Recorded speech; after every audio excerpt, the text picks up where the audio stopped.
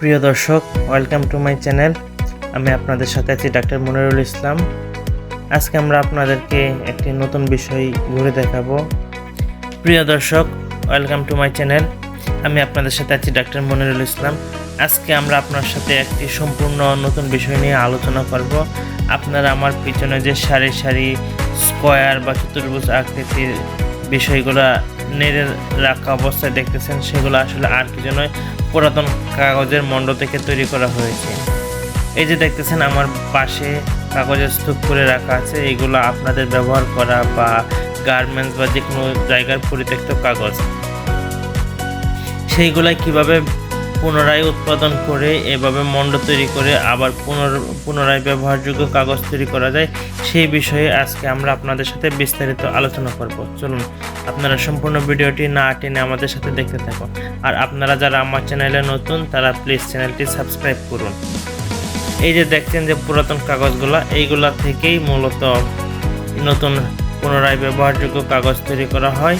পুরাতন কাগজগুলা সর্বপ্রথম এইখানে মন্ডের ভিতর দেওয়া হয়। এইখানে কাগজগুলা পানির সাহায্যে গুলানো হয়।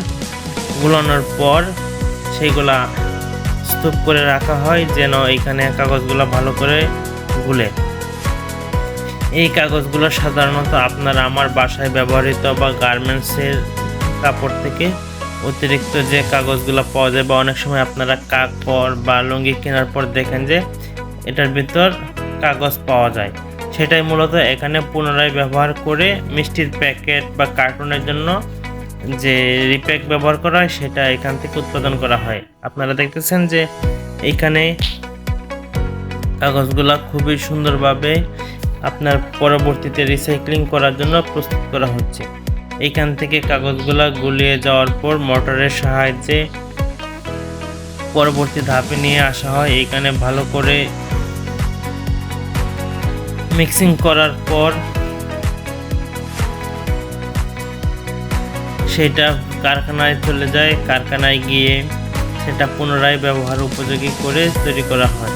এই দেখতেছেন, এটা মূলত কারখানা থেকে ব্যবহার করার পর ওয়াস্টেজ পানি, এরা খুবই পরিবেশ বান্ধব। আপনার ওয়াস্টেজ পানিটা পুনরায় ব্যবহার উপযোগী করছে, এটা ফেলে না দিয়ে সেই একই পানি বারবার ব্যবহার করে তারা ব্যবহার করছে।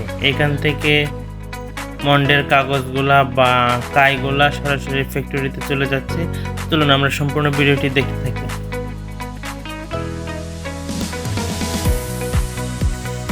এখান থেকে কাগজগুলা পাইপের সাহায্যে সরাসরি এই মেশিনে চলে আসে।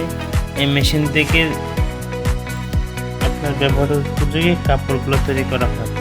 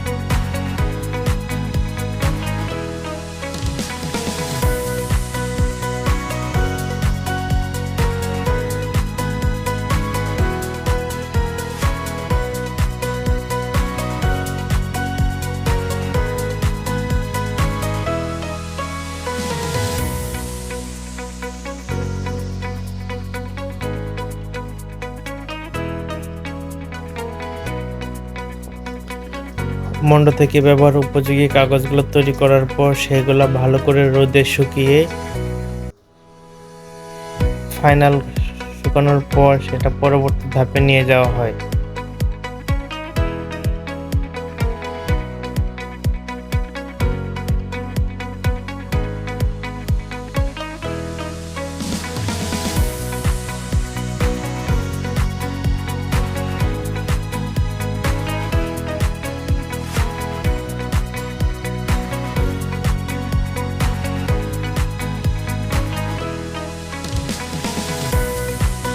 কাগজগুলো শুকানোর পর মাথায় করে এই গোডাউনে রাখা হয়, সেখানে স্তূপ আকারে রাখা হয়। পরবর্তীতে স্তূপ থেকে মেশিনের সাহায্যে প্রেসার দিয়ে এগুলো সমান করা হয়। সমান করার পর ওই যে দেখছেন এভাবে রাখা হয়। এখান থেকে প্রতিটা বান্ডিল করে রাখা হয়।